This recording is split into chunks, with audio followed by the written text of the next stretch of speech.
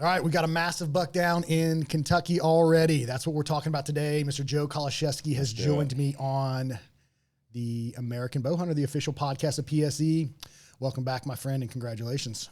It's good to be back, and thank you. Dude, you've been hunting hard. I'm trying. I feel like you've been hunting extremely hard. I mean, you just got back last night from hunting hogs in South Carolina. Yeah. That was it was an eventful trip. I was telling Joey that it was a last minute kind of. I'm watching the weather, and I hit you up, got that painted arrow thing for my bow and everything, and trying to video it. And I got about an hour down the road and realized I have no camo with me. Are you serious? That's the most amateur thing ever. Oh my gosh. I'm in my Nike basketball shorts and a t-shirt. Luckily my t-shirt I had already washed and sent free stuff. So I swung into Tractor Supply, bought a cheap pair of pants, and just sprayed them with permethrin, put some nose jam around, and the wind was in my favor, so it worked out. Dude, well, it just goes to show you don't got to buy the fancy camo for everything because I watched some of the videos you posted last night, and you had hogs all around you. Yeah, I mean, he came in 15 yards, and we were kind of just talking about that painted arrow thing. It's goes on the stabilizer, and I have the one for the GoPro, but I wanted the one for the phone because the phone takes better image, and I'm recording with my hands, watching him. I went to put it on my stabilizer, and I'm getting all this epic footage of this hog. He's, walking all around, feeder goes off. I'm like, this is going to be good footage here. So I hit the off button to record, and then it starts recording. Dude, that's the best amateur feeling ever. That's what we were talking about with Joey and stuff and all the video that we do. Like my cameras, the way they're set, it's red everywhere, so when it's recording, because I have made that mistake. Yep. I'll shoot I'm terrible with podcasts. So like when I self-shoot podcasts for things, like I ran through like whole 30-minute segments, and I didn't have the audio hooked up to the board, so I just have the audio from the camera, and it's terrible. Oh shoot! Yeah, dude, good times. I mean, you live and you learn. Yeah, it's definitely difficult. Doing any type of self-filming is difficult. Trying to zoom and zoom back out and hit the record button. You hit it eventually. Oh, that's funny. So Kentucky, man, what's in this? We're talking early season, and I had no doubt, man, you always get it done. I mean, we always talk to you. I mean, we're looking for advice. Yeah. There's a handful of dudes I talk to, and you're one of the top guys. So, I mean, what led you to Kentucky? I mean, did you have access there? What's the draw to Kentucky for you? Yes, we've been hunting in Kentucky for, I want to say 5, 6, maybe 7 years or so. And it's one of those sleeper states. You think it's a sleeper state still? Yes and no, and I refer to sleeper state, and this is going back 20 years. So I'm in Okinawa, Japan, in my barracks room, and I get a letter from my dad, and it's a news clipping or a magazine clipping talking about Kentucky, this sleeper state. They're in the top 5 or so, whatever it was 20 years ago, and he's like, I really want to hunt Kentucky. I said, I'm game. I'm always game to go to different states. I'm all about it, but I was still in the military overseas. And get back, fast forward maybe 12, 13 years, link up with a buddy who knows a guy. Chad is a good friend of mine now who has a bunch of farms there, and started talking with him and, started hunting on his farms and, leasing some of his farms and everything. And from there, it's been an every year adventure going there, multiple times, 6, 7 times a year, getting things set up, running cameras and everything. And it's one of those states. It's a beautiful state. It's only 10 and a half hours from here for the drive. So it's hard to beat the hunting. And that's any Midwest state, really. But at Kentucky, for me, it's a really good time, and there's great deer there. Well, which part of Kentucky? Is it central, eastern? It's 40 minutes east of Bowling Green. Oh, okay. But then in Pendleton County, which is north, about 3 hours, and I want to say about 30 minutes from the Ohio border, from Cincinnati area. We picked up some more farms up there this year, and that's where we brought the 2 warriors for the nonprofit hunt. Yeah, cool. So Germany, they had success too. Yeah, Brian got his first velvet deer, and it was a morning hunt. Yep. So early season morning hunt. Which I mean, when you talk early season, most people you talk to, they're not morning hunters. And it's one of those things, if like we had talked about, doing the early season podcast, if conditions are right and you're running your cameras, I'm a huge advocate of running cameras, especially for just patterning deer and especially in the early season. If the deer are showing up every morning at 7 a.m., you can successfully and, sneak into that stand. You have good access and get there at 06, whatever it is.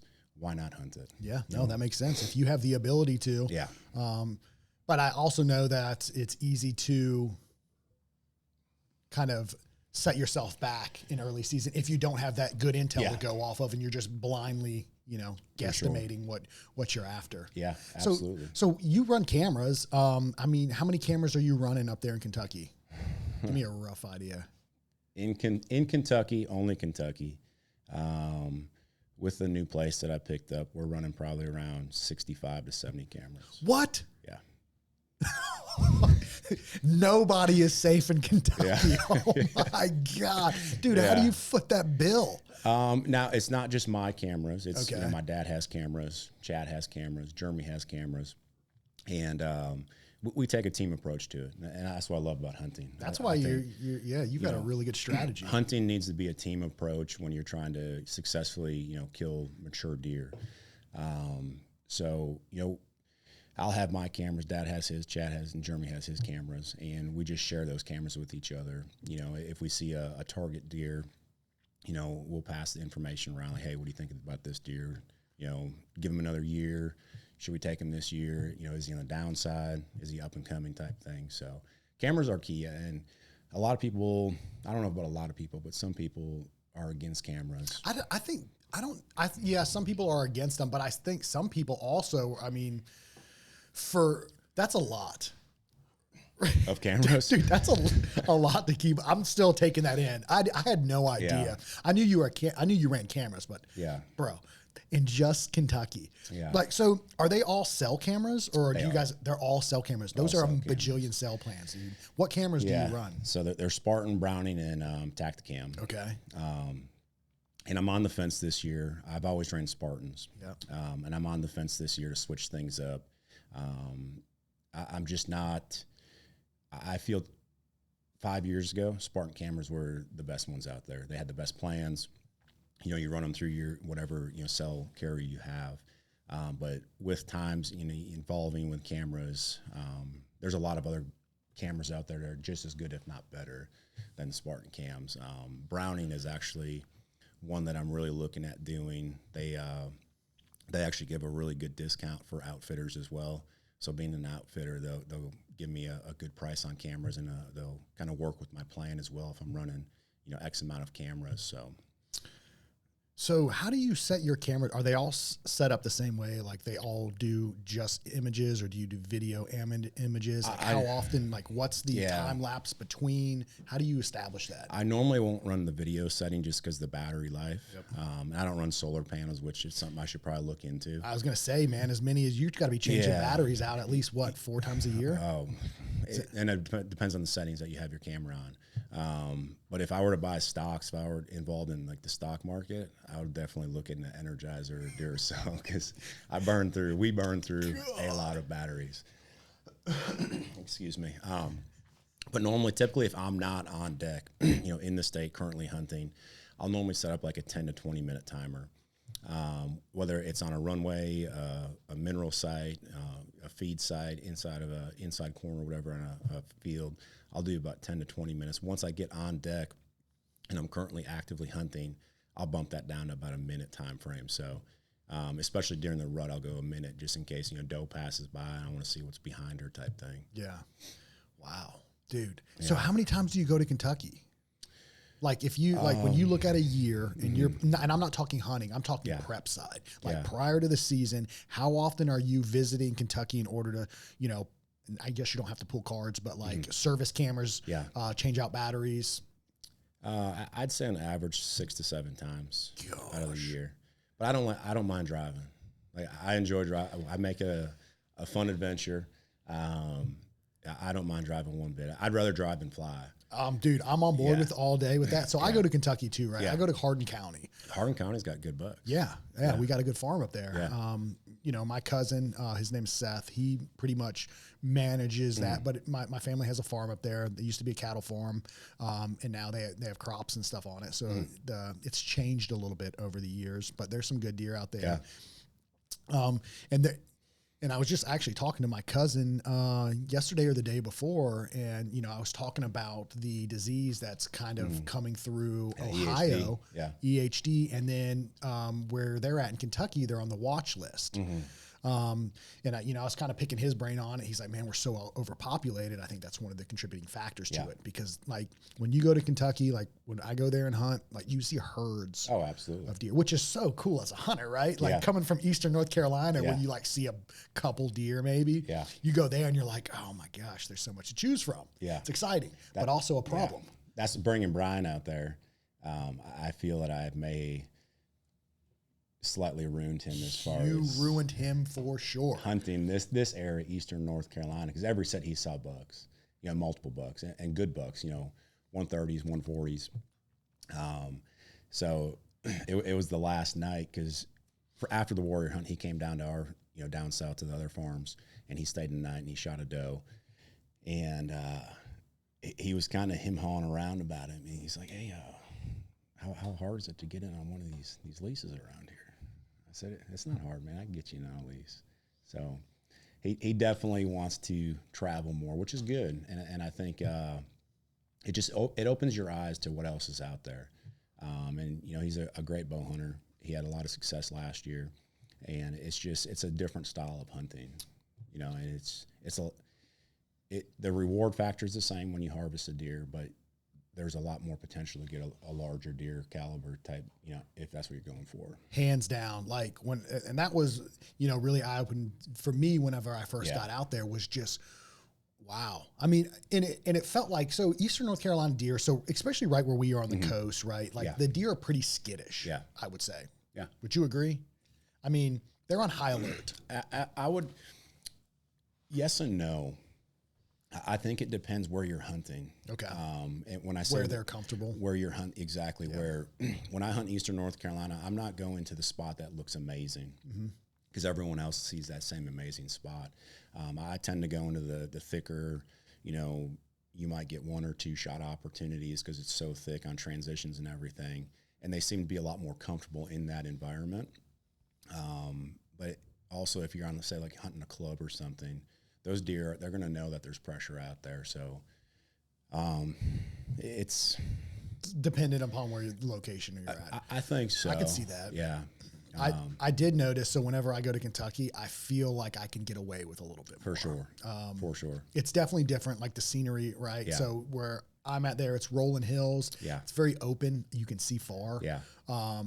So my hunting style has kind of evolved as well, being out there. Like I got to get a little bit higher because you don't have the same cover.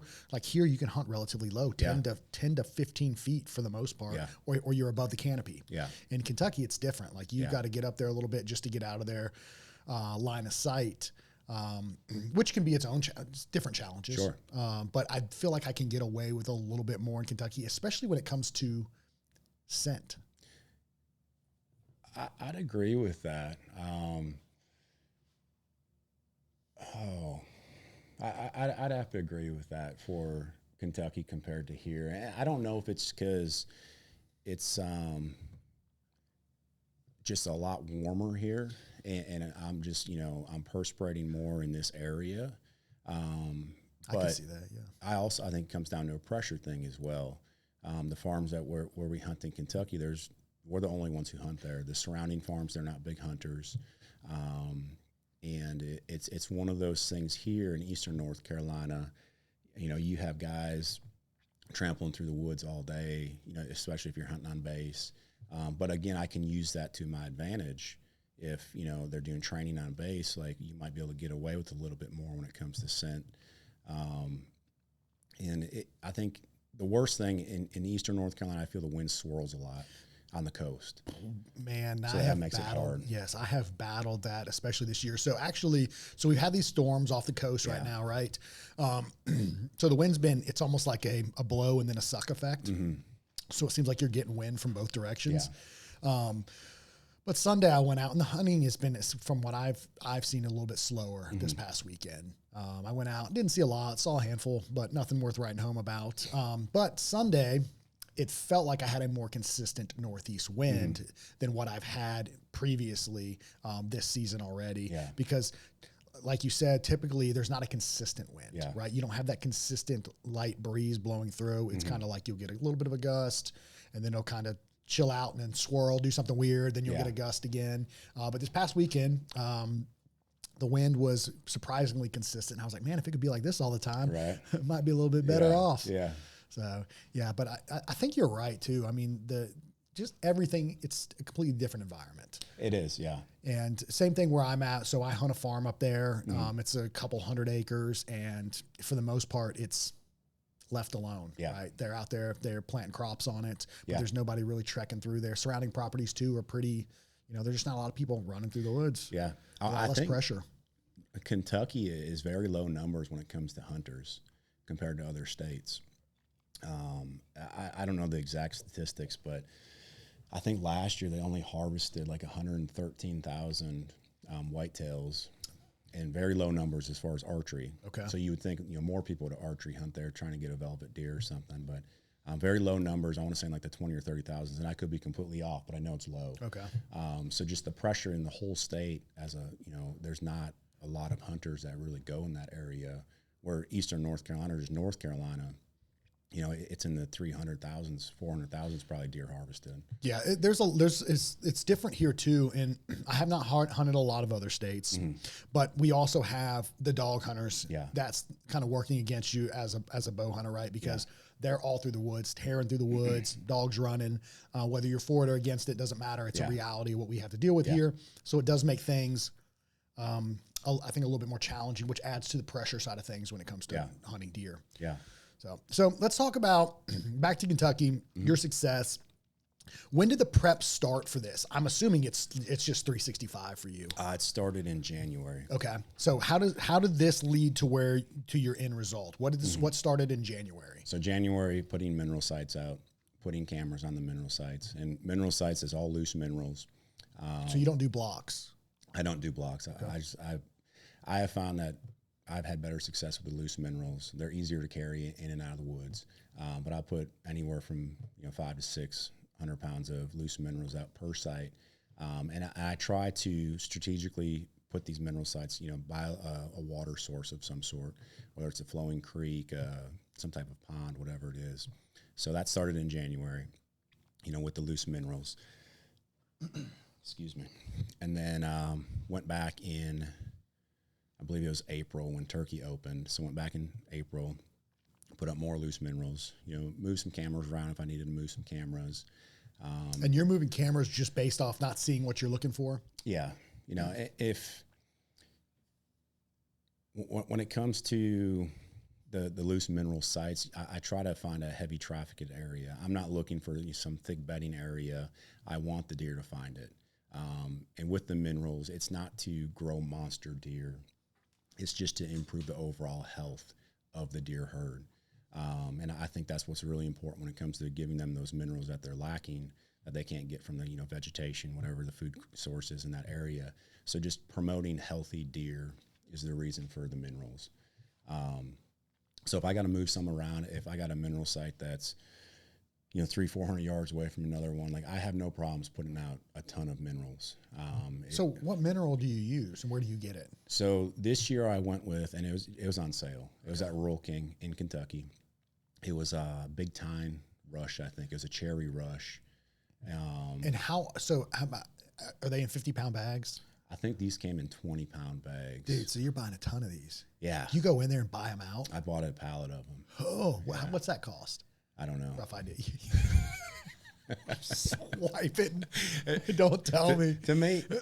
So, yeah, I don't know what it cost.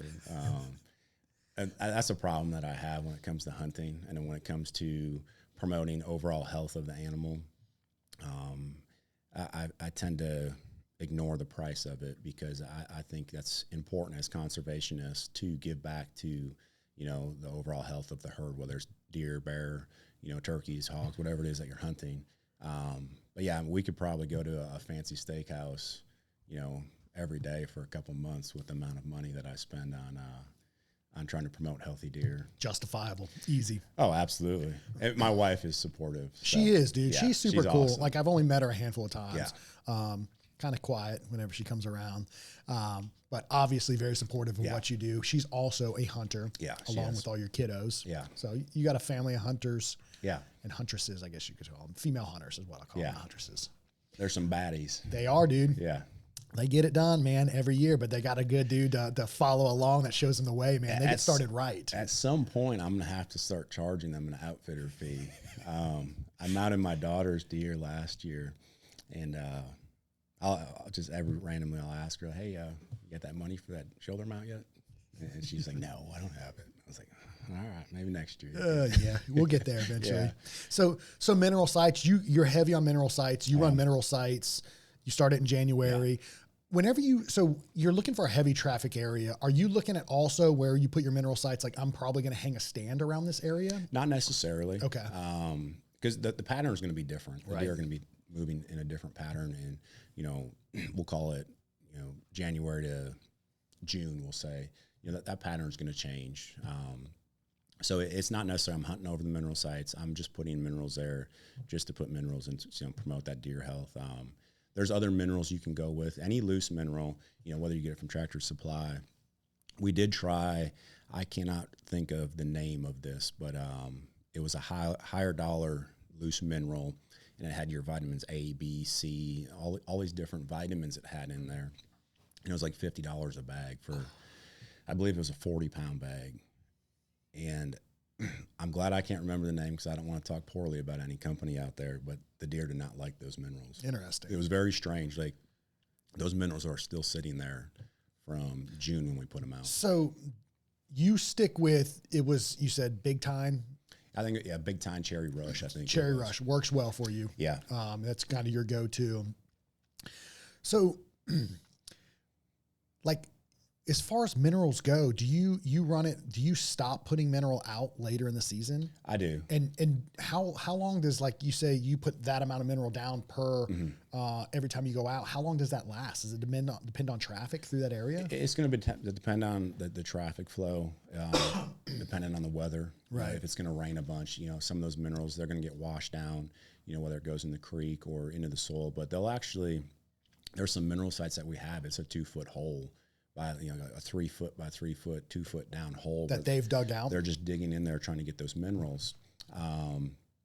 But I'll say on average, maybe 600 pounds will last, 3 to 4 months. Oh my gosh! Yeah. But if you get it when it's on sale after deer season, all these businesses, not so much Tractor Supply because that's more for cattle, the loose minerals there, but the hunting industry. When it comes to their loose mineral brands and stuff, they put it on sale. Would you say that's a major contributing factor to your success in those states, is you running mineral sites like that? Do you think it ultimately helps? I think it does help a lot. Just like success rate, or just the caliber of deer that you have success on? I will say the caliber, because again, it's promoting that healthy deer. Right. I look at it as a human. Taking a multivitamin every day.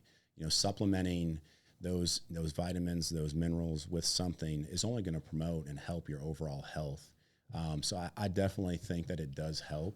I know there's studies, like we're going to try put some protein feeders out this year or maybe next year, but there's some studies out there, and I have to look more at the scientific data of it. But as far as protein goes, supplementing with protein, it really doesn't benefit the overall growth of the deer, of a mature buck, or just buck in general.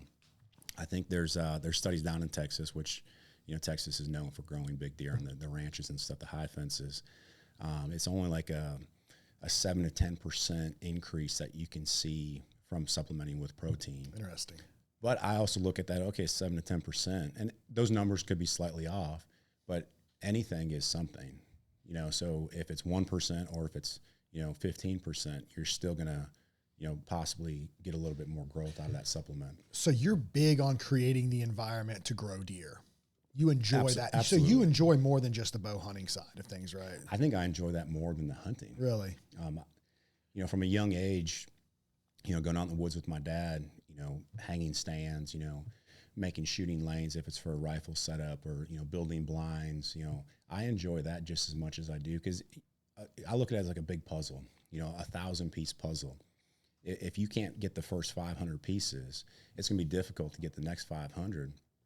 So putting that whole puzzle together, and I think it starts from day one, preparation phase of the supplements, the stand placement, everything. Does it take away from hunting for you whenever you are almost manipulating the environment to be more advantageous for you? Does it pull away at all? Does it stress you out? Is there any negatives that you get from that personally? Or is it just a part of the process that you just really enjoy? I'd say the negative is when I fail. Okay. Wow. The failure piece of it. But throughout the years, the past 20 years of bow hunting, those failures is what has made me into a successful hunter. I still fail to this day, and it's something that you have to accept, especially in the bow hunting world.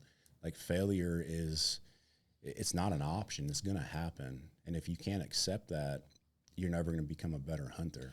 So that's like my biggest issue, right? Is bow hunting is patience. Oh, absolutely. Dude. Absolutely. If you know me, I'm not that dude. I'm like with everything that we do and my brand and companies and all these things. Like, I'm like now. Yeah. And I have a hard time pulling back. So that's where I shoot myself in the foot hunting, because what I'll do, I did it this weekend. I pushed in too far, too early for no reason. Yeah. Yeah. It's just, and I know better, but it's just sometimes I guess it's a lack of, willpower. I feel like I'm going to will my way into it sometimes, and I end up, like I said, shoot myself in the foot. Yeah. And patience is the biggest takeaway for me. I was honestly reflecting on it this morning. I was like, I was listening to reading an audiobook, beat bopping around, driving into the shop, and I was like, where I fail the biggest is being patient when I need to be patient. That's like my biggest lesson. That's my hardest takeaway. I'm like, I've got to apply that to the rest of this season. So when I go out of state, I've got to take my time with things, be more meticulous, be more methodical with every move that I make. And last night is a perfect example. I was running behind due to lack of preparation on my own part, but the hogs have been showing up where I was hunting last night at 6 p.m., 6:30ish or so. And I parked my truck. It was like 5:30. I was at the gate. And instead of, running back in there, I just slowly stalked back in there, because there's been multiple times, whether it's, a hog, a deer, a turkey, where if you're just slowly moving through the woods, you end up getting, shot off on the ground. You don't necessarily have to be in your stand. So I got up in my stand, snuck in there, and I think it was 5 minutes later that boar hog came out. So he had no idea I was there. But patience is definitely key. You're on deer time, turkey time, elk time, bear time, whatever it is you're hunting, you're on their time. Right. So if you run to your stand, chances are you're going to, spook something off, and you won't even know it. They'll be gone. Yep. Or if you just stalk into your stand, take your time, a lot of times it might, end up being a rewarding thing. So mineral sites, right? So you've got your mineral sites prepped. That starts in January. Yeah. What's the next phase for you? The next phase is we'll start running feeders. Okay. And you run actual timed feeders? So I run time feeders, and I also run gravity feeders. Okay. What's your reasoning for the two? It's just what we have. Got it. Time feeders are great because the corn is going to last longer. It doesn't scare them off when that thing goes off, or is it more like a dinner bell? Both. Okay. So if you have animals underneath that feeder and the feeder goes off, they'll take off, but they'll come right back. And that's the thing is, as long as it's, been there for a couple of years, at first, first year, second year, they might be a little kind of wary of it. But if it gets to the point where those young fawns, so we'll say deer in general, those young fawns are seeing that feeder, they're coming in, every day, and they get used to, like you're saying, it's that dinner bell going off. Okay, so now they're used to it. Now they're a 4.5-year-old, mature buck, where they're still going to continue coming in. So it might be a shock to the system at first when it comes to, a time feeder, but they'll grow used to it. With a gravity feeder, we have one, I think it holds 500 pounds. So let me ask you with that before you go into that. So the gravity feeder, you just fill that up with your food source, right? Yeah. Corn, whatever it is. You don't have issues with humidity making it go bad. Is it sealed? It's sealed from the top. On okay. The base of it, it's not sealed. But I'd say like the corn, because there's a tube that comes down and there's, 4 plates on there. Maybe the corn doesn't allow that moisture to push up into there. I've had more issues with timed feeders, getting moldy. Yeah. And that's solely based off of the corn you put in there. So you have to be careful with the moisture content. And I don't have a way to measure the moisture content. But there's times where, I'll go to whatever store it is, fill 300-400 pounds in a feeder, come back in a week or two, and it's completely molded. It's just the moisture content is a big one. And I've found from feed mills, the corn is really good. Sometimes when you get from box stores, that's where you have that higher moisture content, whether it's stored outside on a pallet. But from the feed mills, they do a good job when it comes to drying the corn. And I've had a lot of success with the feed mill corn. Okay, yeah, I could see that. That makes more sense. Yeah. A little bit more meticulous with their process. Yeah, I think so. Yeah, I agree. So, all right, so you're putting feeders out. Mm-hmm. That starts what time of year? I think this year we started feeding around, I want to say it was May or June time frame is when we started feeding them.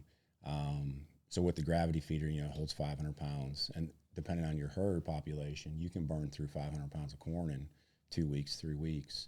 So the good thing is my buddy Chad lives down there, and hey, I think the feeder's out. Can you go check on it? He'll fill the feeder up for me. But yeah, that was about May, June time frame when we started feeding, and strategically putting cameras, whether it's on an ag field, we'll say a historical kind of spot where deer, we know their pattern, their inside corners or wherever it is. So for you, feeders, what's the purpose of it? Is it you're going to hunt over that, or is that, again, that's just the next phase in keeping deer around and getting an inventory of? Yeah, it'll be both. I want to see what the deer are doing. I want to keep them in the area, but honestly, it's hard to compete with a large ag field. Is it? If you got a 90 acre, bean field, they're most likely going to choose that stop before your corn. So that corn might be a staging point. That feeder might be a staging point prior to them, going into the bean field. But it's hard to compete with large ag fields. But I'll hunt over, feeders if, again, I'm looking at the data that my cameras are providing me. If, these deer are coming in every single day at X time, like I have no problems. I have no problem shooting a deer off of a feeder. So there's some people do. Yeah. Right?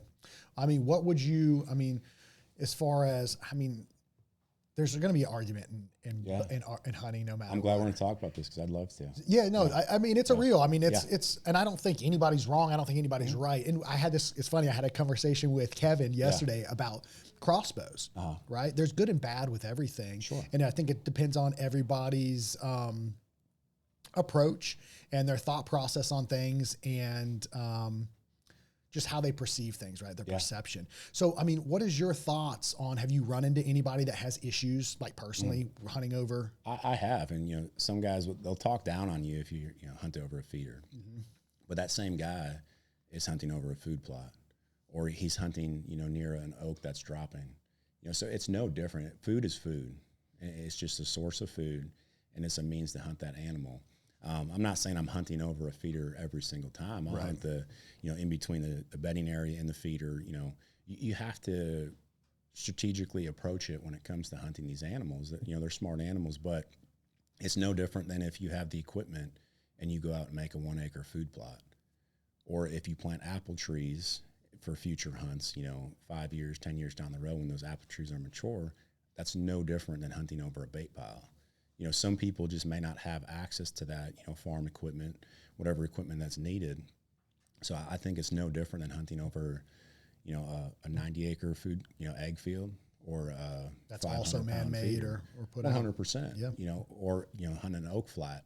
It's the same thing. You're hunting deer or hunting animals at a food source. Food is food. So for the individuals that want to knock on it, like, I think you just need to stay in your own wheelhouse and, promote hunting as a whole to everyone. And if that's how people want to hunt, let them hunt. I think there's a lot of ways to do this, man. And I think one of the big things about the archery community or bow hunting is we eat our own. Absolutely. Because people are really, really, and I think everybody's guilty of it, right? In some capacity, right? Yeah. We all have our own beliefs about what we think is right or righteous, right? Not, and it's easy to get caught up in that. But at the end of the day, I mean, the hunting community is not massive, right? And we need the more hunters we can have advocating for hunters' It's decreasing in numbers, unfortunately. Well, I mean, look at the world that we're in currently. I mean, what are people into? Video games. I mean, we're outside of Camp Lejeune, right? So my business is here in Jacksonville, right? And I've been here forever. The nightlife used to be different here. There used to be a nightlife in Jacksonville, North Carolina, right? Well, now we look at it. I talk to guys in now. I'm like, what are the guys doing in the barracks on the weekend? They're like, dude, they're in their room playing video games. Yeah. So, I mean, when we look at hunters, I mean, it's very easy to tear each other down and, you know, say, this is what I believe, what is right. You know, but I think there has to be understanding. And the best thing you can do is, you know, everybody kind of join together and support and advocate for hunters. Because if you look at it, public land, losing access to public land, hunting rights, you got all these anti-hunters that are teaming up against the hunters, and we're decreasing in numbers. It's a problem. I agree. So, funny, we just talked about this yesterday. So the hunting, whenever you go and you're putting out feeders, do you notice that whenever you guys are in and out, it's disrupting the flow of the animals for X amount of time after? Or is it not really an issue? I don't think so. And there's different ways to approach that. And this is a go off topic from Kentucky and deer, but for bear, I'll drive my 4-wheeler in there every 3 days and I'll broadcast feed. No issues. And again, it's like that dinner bell that is going off. Like, hey, they hear the 4-wheeler, and then I'll drop a hunter off with the 4-wheeler. I'll leave on the 4-wheeler, and then the bear comes out because he thinks that I'm gone. Yeah. But I've never had issues, and I'm not going in there. I'm going straight to that feed site. I'm filling whatever feeder it is or putting out whatever minerals it is that I have. It might be a couple days before the deer show back up, but 9 times out of 10, if it's a site that I've been feeding for, you know, a couple years or a couple months, they have no issues as far as the traffic, the foot traffic coming in and out. Do you feed the entire season, or do you cut it off at some point? For whitetail? Yes. For whitetail, I do not feed corn the entire season. Okay. And that's where, you know, minerals in the first of the year. That's what I mean. I mean, I'm sorry. Let me back up my question. So, like in the entire hunting season. So the entire hunting season, yeah. You do. Okay. Yeah. That's. Let me rephrase that. So after you've run the minerals, then you'll feed for the rest of the season. Once hunting season's over, then you go back to mineral sites. Absolutely. Okay. And it's not necessarily the later in the season. It's going to be a lot easier to pattern the deer early in season off feeders. Right. Later in the season, you know, hormonal, you know, increases, those deer are going to be changing things up. So they're not necessarily going to be coming to those feeders like they were in the early season. But it's still, if it's nighttime, I'm still seeing what's out there. I'm seeing, you know, how they're interacting with each other. You know, seeing if new bucks are showing up, because they're always going to hit it at night for the most part. They're going to come to your feeders or whatever sites that you have for baiting. And it's just good intel that, you know, as a team, we take it and like, okay, we got this new buck here type thing. So that's another good point. Do you notice, because some people say that when you feed deer that they're only going to come out to those at night, especially your mature deer. Is that a problem that you run into? Or is that time of the year dependent? I'd say a few factors will play into it. Time of the year is going to be one thing. Early season, they're going to be more prone to coming out to the feeders and to those sites. Later in the season, I don't think it's more so of they're become nocturnal. I think they're just moving more. They're not, you know, in that phase of bedding, food, water, back to bedding. So they're traveling a lot more. You know, things are changing. So I don't think it's, you know, it can also be a factor of your site's not close enough to where they're bedding at. You know, so if they're showing up at 1 a.m, we'll say if you're hunting a bear, they show up at 1 a.m, they're traveling probably a mile or so from where they're bedding. So if you can close that distance, you know, to a half a mile, they're going to start showing up earlier. I don't believe in nocturnal deer. That's just me. I think there's... You don't even think from like pressure that they move? No. Really? I just think you're hunting in the wrong spot. I mean, that's a very good approach. Yeah. I don't think deer look at it like a clock system, like, oh, it's dark, I'm going to start moving now. You're just not close enough to where that deer is. And if it's a pressured deer, he's still going to be moving around throughout the day. You just have to figure out where he's moving. Do you think he's traveling less whenever he's pressured like that? Like he's staying closer to his home base or his bedding area? I don't think he's traveling less. I think he's just changed his patterns up to where that pressure's at. You know, if like, I don't want to give away all my secrets. No, and this is why this is why I'm asking you, because you have so much intel that you've collected. 65 cameras in one state, dude, is mind blowing to me. Yeah. So you're a great guy to talk to who's actually been able to watch these deer grow, mature, and how they change their patterns with all this. And this is why I'm asking you this stuff. Sure, and I think pressure is a good thing when it comes to hunting. And if you take that approach and you don't look at it as, oh, these guys are boogering all this up, they're, coming in here every day. It's like, yeah, if they're coming in there every day and you can figure out the pattern that the humans are moving to, adjust your hunting approach to now, okay, the deer aren't going to be, taking that same pattern. So I'm going to take this approach because I'm going to try to figure out the new pattern of the deer. Even when it comes to dog hunting, if they want to run dogs, like I've sat in the middle of a block of woods where guys are running dogs, archery hunting, and I've never saw so many deer in my life, and so it's one of those things where I think you just have to be open to changing your hunting tactics up. As the season progresses, the deer behavior is changing, the pressure is increased. You have to be able to adapt to that. And if you're not willing to adapt to it, then you're going to take that approach of, oh, these deer are nocturnal. These animals are nocturnal. They're not.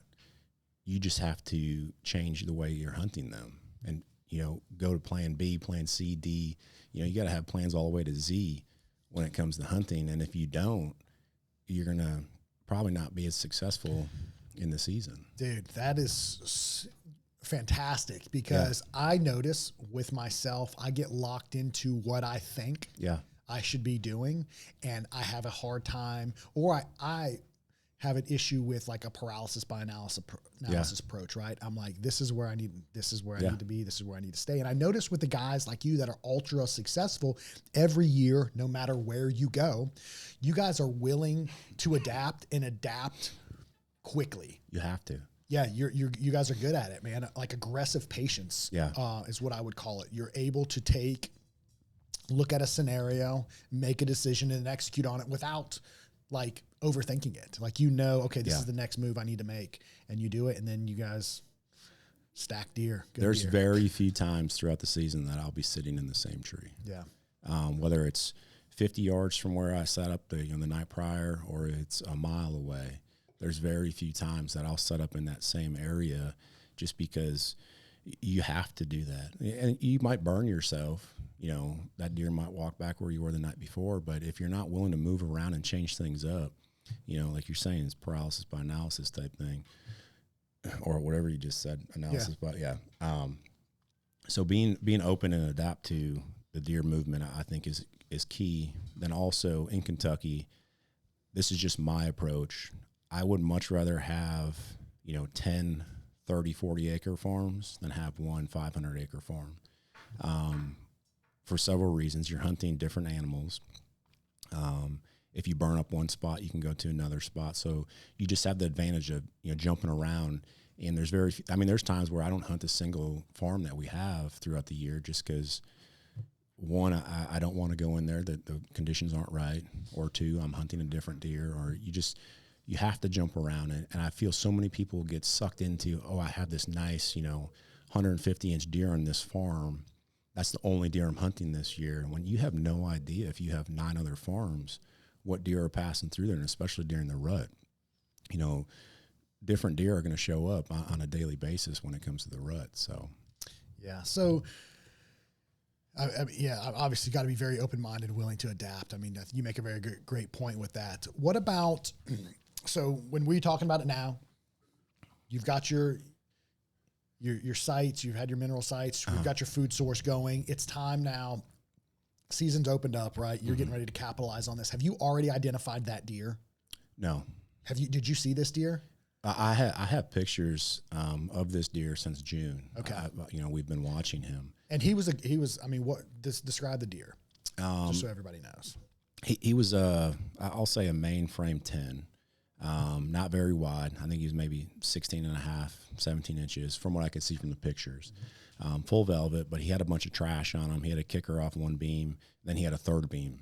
And the third beam was approximately around 10 inches. So super cool looking deer. Yes. I had judged him, just off all the pictures we had, around 160 inches.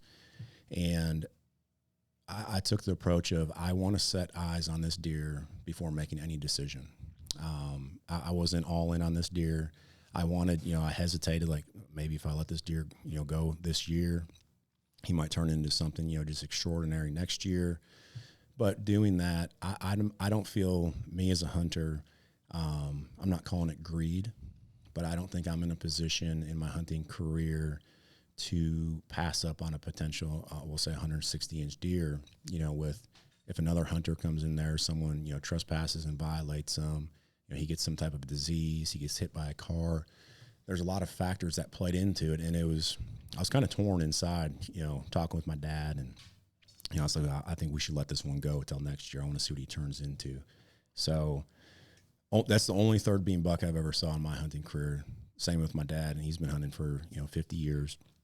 He's like, I think you should take him. I said, I don't know. Like, I really want to wait. I want to get eyes on him. So he starts doing all this research. It's like 1 in a million from the research that he, conducted, that you get a third beam.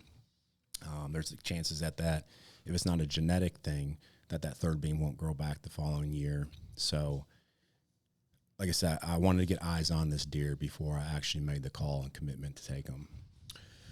So you get through that, you made all these decisions, right? Mm-hmm. What was the right conditions for you to hunt this deer? What did you need? What did you wait for? Did you wait for something? Mm-hmm. Was there a particular scenario that you waited for?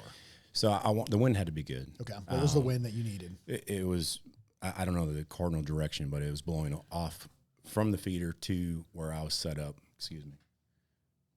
From the feeder to where I was set up. So you said you didn't know the cardinal direction. When you based that wind, how did you base that wind before you got in there?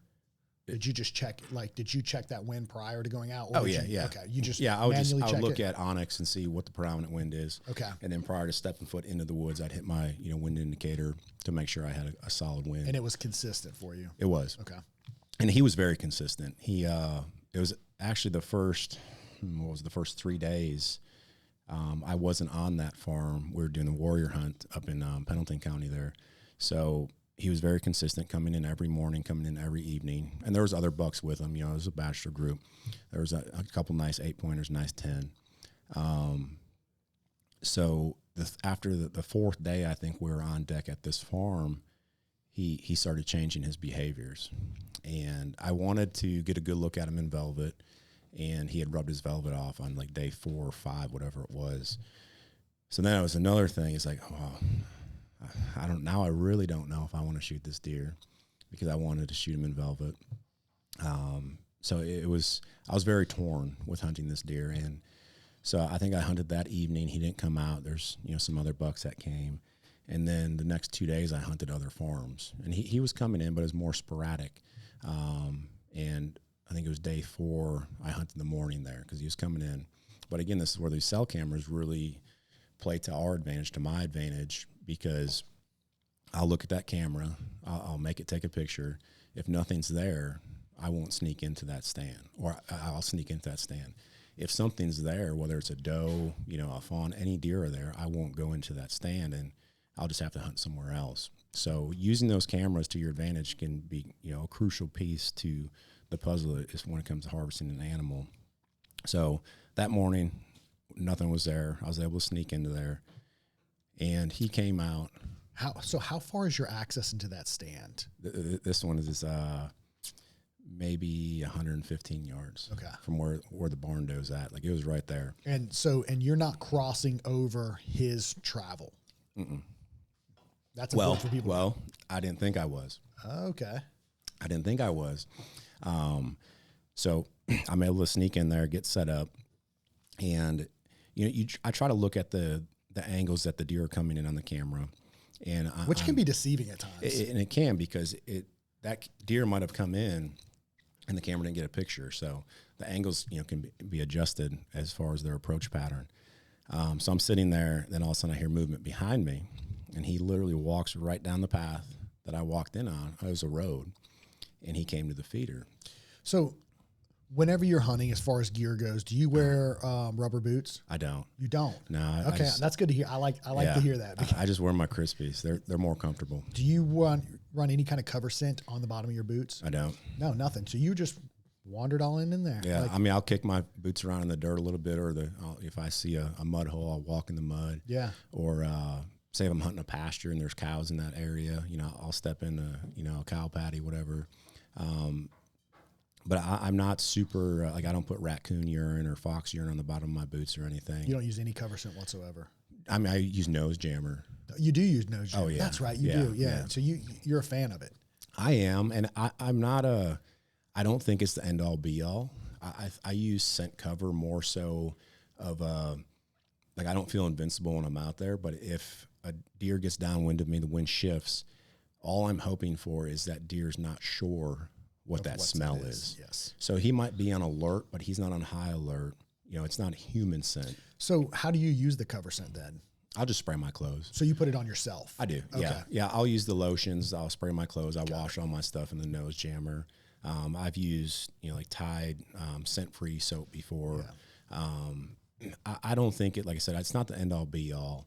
But I do like it because I think it gives you the advantage of that animal you're hunting may not be sure what just that smell is. Of what it actually is. He might be on, a little alert, but he's not bolting out of there because he catches your wind. So do you always wash your hunting clothes prior to going out? Like, is it constantly? Do you believe on keeping your hunting clothes and everything I clean do. all the time? I won't wash them every time, but if I get all sweated up or, hunting in the rain or something, I'll wash my clothes afterwards. But, I think in Kentucky I went, 5 days without washing my. That's what I do when I'm there. My hunting clothes. It's one of the, there. I don't think it's necessary if the conditions are right. You're not all sweated up. I shower before every hunt. Do you? I do. I'll use nose jammer or scent-free soap. Just to get that bacteria off your skin. Yeah, I believe in, and like I said, I'm nowhere near as successful with you as you, so take it for granted. Yeah, so yeah. I mean, when I look at deer, I'm like, there's no way you can beat a deer's nose. There's nothing you can do that is going to say that where that deer just doesn't have, if he's downwind of you, he's going to you're going to beat his nose. There's just no way. No. But I also believe that you shouldn't go out of your way to get pump gas with your car, cook bacon in your clothes, right? You don't want to go out of your way, but there's only so much you can do. And I think if you can obviously minimize the amount of odor or scents that you're carrying is probably the best approach. Like I'll put my camo on and jump in my truck and drive to my stand. Okay. There's times where I will change when I get to wherever I'm at, but I'm not that big of a scent freak where I think that there's only so much we can do as hunters. That's right. So you can't beat an animal's nose. So I'll take the approach of, you got to play the wind, but there's going to be times when the wind shifts, and with whatever cover scent you're using, you just got to hope that it doesn't put them on alert. And it's like, oh, what was that? Like they go back to whatever they're doing. I will say early season, you can get away with a lot more because I feel, one, that there's no pressure. Two, that there's so many, ticks on these animals. There's like the bot flies, the larvae up in their sinus cavities where, there's times where they might see you or they might smell you, but they're so focused, I feel, on, getting that larva and stuff up in their sinus cavity, getting the flies off of them where they're more easily distracted. So you can get away with a little bit more. But yeah, so that buck came in, walked right over, my trail coming in, no issues. And it was maybe I needed about maybe 5-10 more minutes of light where I could execute the shot. So I got a decent look at him. I still wasn't 100% sure. I was like, I don't know. Like, I want to get a really good look on this guy before I make a decision. So, I don't know, hour passes, he ends up leaving, or all the deer left. I punched out of there. It might have been 2 nights after that. Went back in there. What was the temperature like? Because it was warm, wasn't it? The first 3-4 days, it was in the 70s. It was pretty nice. Oh, so it was good hunting weather. Like as far as mornings, like I'd put like a waffle top on. Evenings, it was on day 4, day 5, it got up into like the 80s or so. So it was warming up a little. Right. I sat in a ground blind on one evening and just baked. I mean, fans didn't even help me. It was just hot. Yeah, gross. So the weather wasn't terrible. Right. It wasn't, 100 degrees. So the one evening, get set up, and at this point, I said I didn't want to hunt my ladder stand.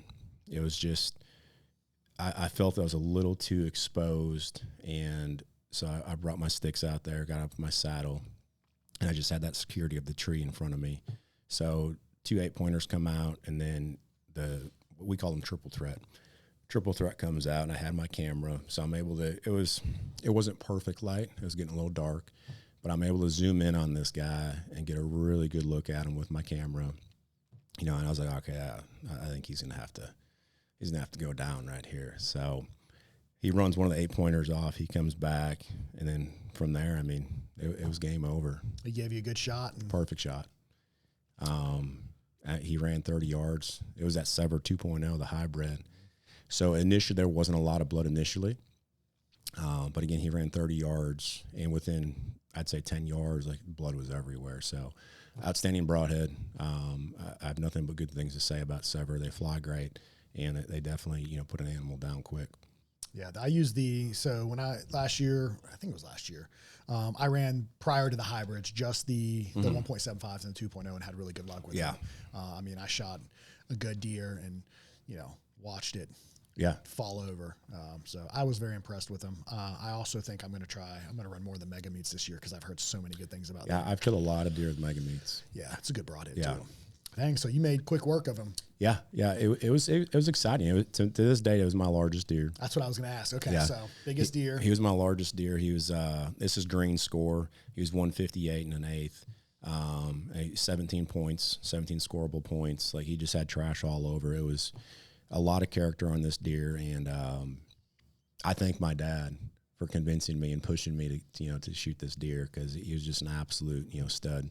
And this is, I want to kind of bring this up, is I had people reach out to me after shooting this deer and posting pictures, and it's such a shame. This is where you're saying hunters eat their own.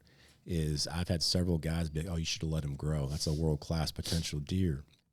And I said, "Look, man, like, if you don't have anything nice to say, like, just leave your comments to yourself. Like, this is my biggest accomplishment when it comes to hunting whitetail, and also understanding the geographical location that you're in.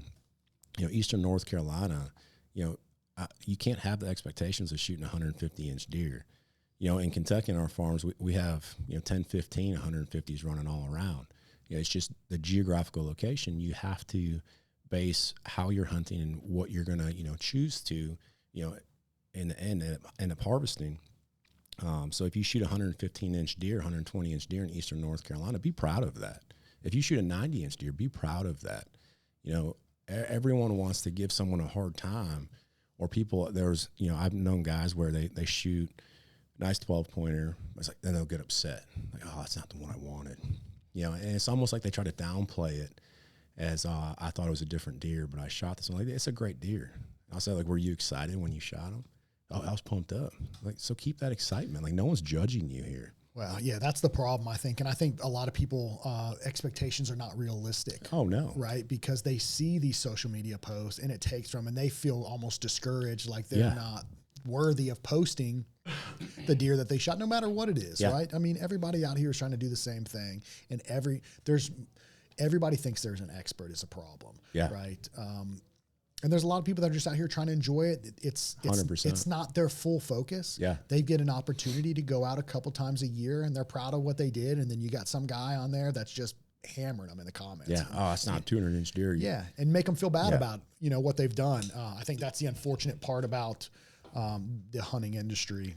It is, and social media has really skewed the way that we should approach, whether it's a doe, but whatever it is that you kill. Social media has put this stigma on it, as if you're not shooting a 180+ inch deer, like you're not a hunter, you're not a world-class hunter. But it's whatever makes you happy, whatever puts a smile on your face, and you get that endorphin dump when the time does come to release that arrow. That's what matters the most.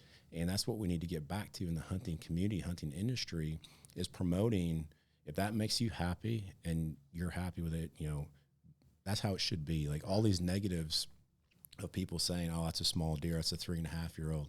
I want to say that deer I shot, I'm not great at scoring, the age of deer off their jawbone, but he was a 3.5, 4.5-year-old deer. So yeah, in 2 years, he could have been a 180-inch deer.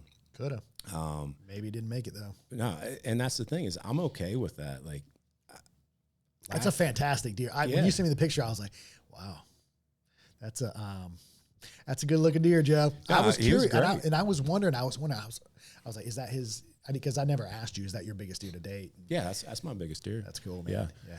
Everybody started off with a bang, man, up there. Yeah. You, Brian, the other guy that you took out. I think we, as a whole, I think it was around 10 or 11 bucks that we ended up getting. My dad got a great 10-pointer, and this was the same field where I had made a bad shot on that buck we called Hightower a few years back. Yep. But it was, I got to Kentucky a few days prior to going up for the warrior hunt. So I was out there, I was glassing fields and trying to get some patterns from my dad. And I had my camera with, and I think I had a bachelor group there were 7 or 8 bucks that came out, and one was a nice 10-pointer. He was probably a 145-inch deer, 150-inch deer, and my dad ended up shooting that deer. It was on, I think, opening evening he shot that deer. And, I mean, just a 65-year-old man out there by himself, I walked him through how to cape this thing out, and, he was super pumped. And that to me is so exciting to see that out of someone who has been hunting his whole life, 65 years old, and he still gets that endorphin dump, that joy, Brian, the other Brian, had my dad on speakerphone. He's like, how old is your dad? I think he's 65.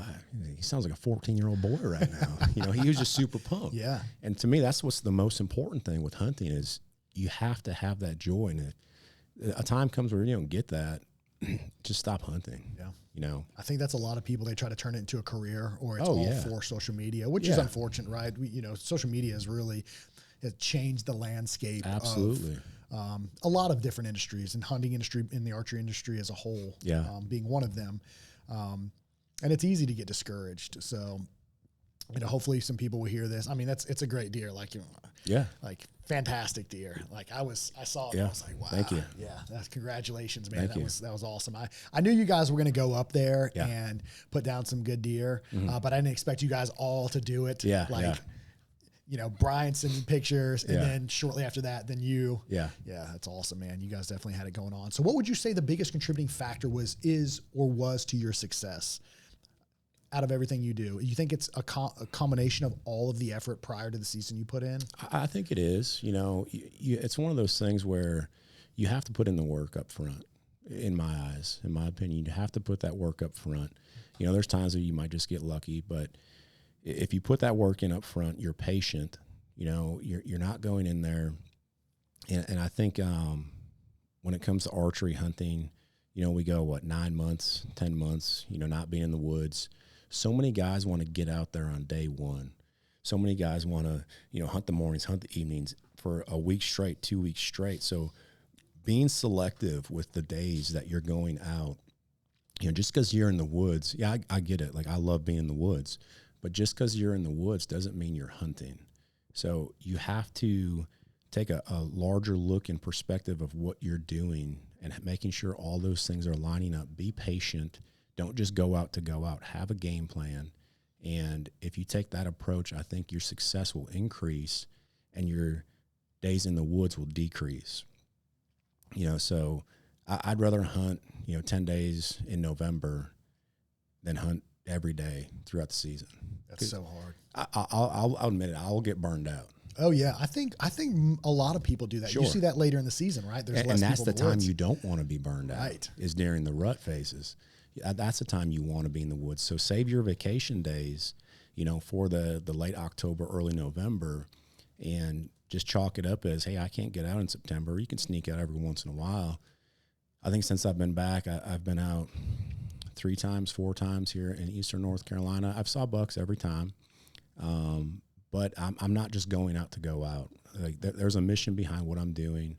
There's a game plan, and there's times I'm going out just for an observation sit, and that's observation sit in preparation for the rut for this specific deer I'm hunting here in Eastern North Carolina. So just be selective, take the approach of a methodical approach. Get everything in line and hunt those good days, closer to the rut. I would suggest when it comes to that. Yeah, I think that's the difference in the guys that are ultimately successful repeatedly, right? Sure. But not everybody takes hunting to that level, right? Some people just enjoy the process of being out. There's no preparation for them. They enjoy going out in the woods and sitting in the woods with a bow or whatever weapon of choice. There's nothing wrong with that either, but do not expect it to have the same results. Absolutely. As the guys that take it to that level, right? Yeah. The preparation side of things obviously is key. All the guys that we see that are all ultra successful, they have one thing in common. One, they're willing to adapt. Two, the preparation side is like more important than actually being in the woods itself. Yeah. Yeah. Well, dude, awesome. If there was one thing that, like one aspect of your preparation, only one aspect that you could do, what would it be? Would it be mineral sites? Would it be the food source? Would it be pre-hanging stands, cameras? Like if you could only do one of the things you do, what's the priority for you? I would say it's going to be scouting. Scouting, okay. Figuring out, the key areas and the different times throughout the season. So scouting, and whether that's e-scouting, that's scouting with cameras, that's scouting with boots on the ground. Scouting, I feel, is extremely important, because look at it like if you're hunting a food source, so oak trees. They normally only drop every, 1 to 2 years. It's not every year they're dropping, their acorns. So figuring out where those food sources are, and if, last year this, monster white oak ridge was dropping acorns, it's probably not going to be the same, acorn harvest this year. So getting the boots on the ground, getting cameras out, doing your e-scouting, talking to people, and taking that team approach, like, I'm a huge advocate of, if you and I were to go to an area, I'm going to tell you everything that I'm doing. I'm going to tell you everything I'm seeing. I'm going to ask you, hey, where did you hunt? This is where I'm hunting. And building that data for future hunts and being open to that conversations with other individuals.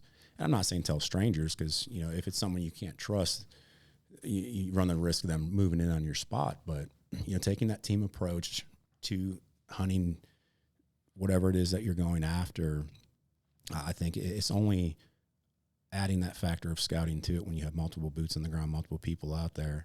So I'd say scouting would be definitely key as far as preparation goes. The number one thing you can do. I think so. Yeah. Yeah. Well, sounds right. If you don't know what's going on out there. You can go out there blind, just do a hang and bang. But again, if you do a hang and bang, you're scouting. Right. And that's all you're doing is scouting. And, don't get so sucked into, this looks like a good spot, I'm going to hunt here. Bump around. Where I'm hunting now here in eastern North Carolina, the 3-4 times I've been out, I hunted a different spot every time, just trying to figure out the pattern, the movement of these deer. And it's within, I'd say, a half-mile radius of where I'm bumping all around and, trying new things. But you have to be open to the unknown and figuring things out. Do you think, for your experience, for example, let's say I pushed in too far. Is that recoverable? Oh, absolutely. You think? Absolutely. I think it's 100% recoverable. Now, I wouldn't say go back there the next day. Right. Give it some time. Give it a few days, give it a week, whatever it is, But I think it's definitely recoverable. That the deer or whatever animals you're hunting, they don't necessarily see you as a threat.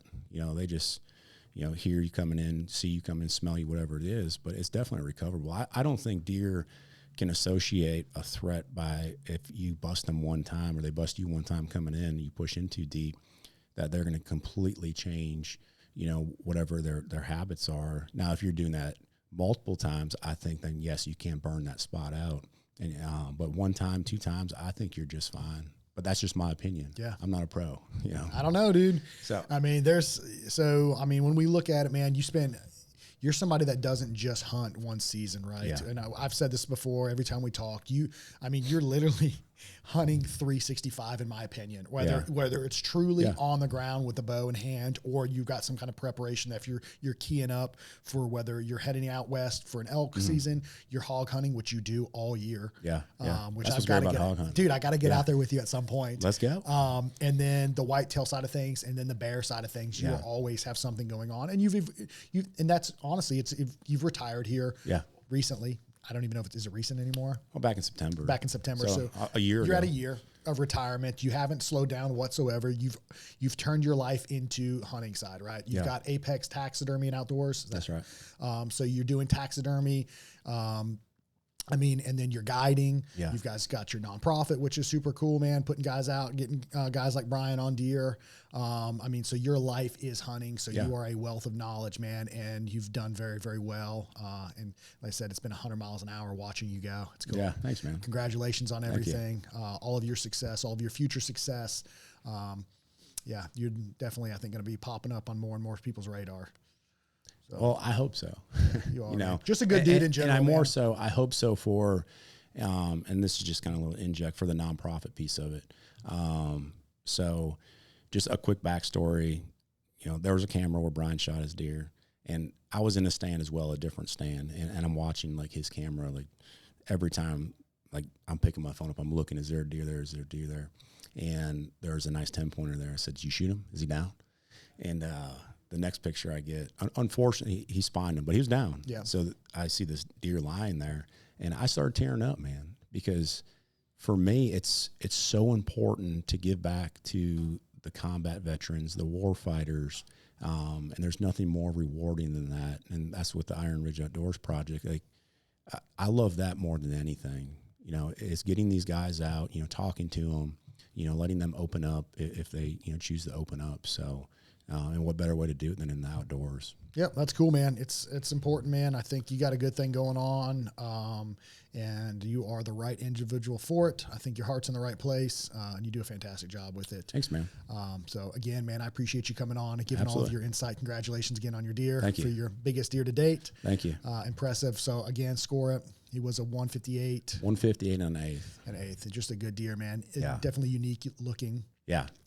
So I'm going to need a picture of it so I can use it for the image Too of this easy. thing. It's Too awesome, easy. man. So again, thanks, man. So if you guys are interested, Mr. Joe Kolaszewski, you can find him Apex Taxidermy and Apex Outdoors and Apex Taxidermy. Outdoors and Taxidermy on Instagram. Fantastic individual.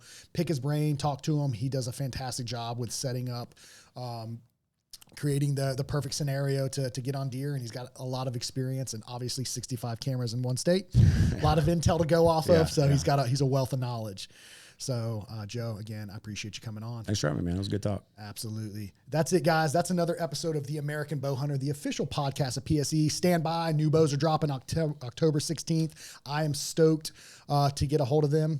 You guys are in for a treat. PSE's got some killer bows coming out. So, again, thanks for listening. We'll see you guys in the next episode.